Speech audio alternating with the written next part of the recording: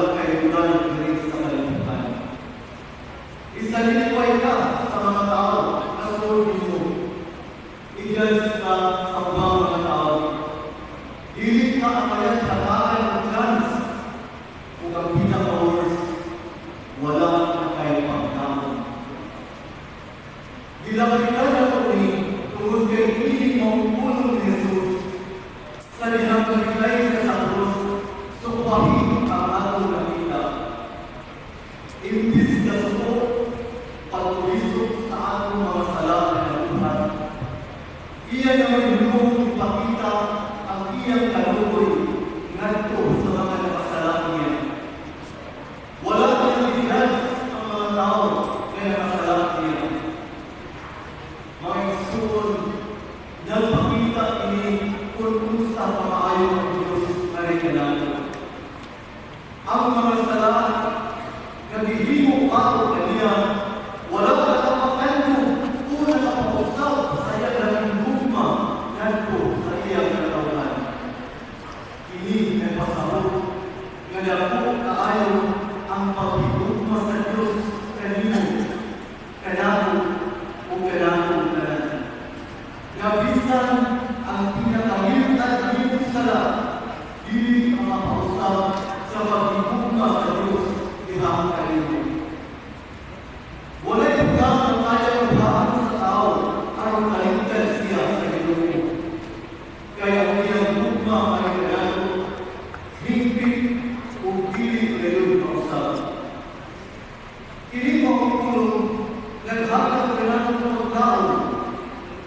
Maong dili kita mahadlok muhamyo sa kaloob sa Diyos aron pasayloon kita sa atong mga sala. Kaya ang hinusulog na singkasing dili niya sa libre. Dili dapat ang tao sa nangingin sa atong mga sala. Dili na dapat ang palayo kaniya kung dili mululo kaniya kay sugat sa sinugan. Ginawa ka kaniyang daan.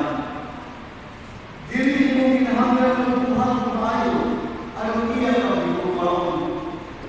Inusun, pagbuhat ng maayo kay higugma ka sa Ginoo. Tungod kay ang iyang higugma, mas nakuhan sa atong mga sala, di kaluyan kita sa Ginoo.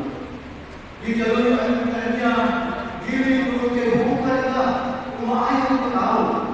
Kung dili, di kaluyan ka niya, kay nasayo siya, kaya dili mo kaya luwason ang imong kaugalingon, kaya ikaw lang.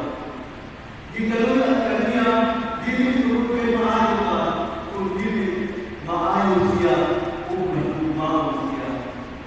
Mo'y minunggan, kasi sa Pablo sa sulat sa Taga-Epeso, nalingon, giluwas kita niya, pinaakis ng grasya sa Diyos, maong tawag kita sa pagbuhat ng maayo, samli, maong ini ang tuyo sa Diyos, alam ka nato.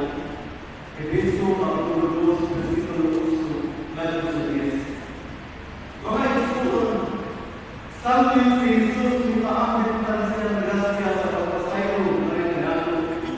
Kita gihapit sa pagpaamit ini, nalito sa kaban, ilagina sa mga tao na nakasala sa kanato.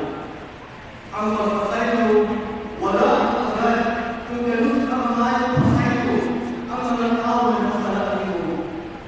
Ipasayo ka sa ngalan kung ipasayo ka sa inyo. Lisod, pero dili imposible. Lisod, pero pinahanglan. Kaya wala'y sumusunod ni Kristo na dili mahibaw ng pasayo sa iyang isang tao. Kaya kung dili kita mahibaw ng pasayo, na paunan na kung magalingon kung nangkisa ka susunod. Sa katapusan, pangayong nato pinangasya aron sa manahon, nagtitikasan ka, bilisod-lisod ka, iilan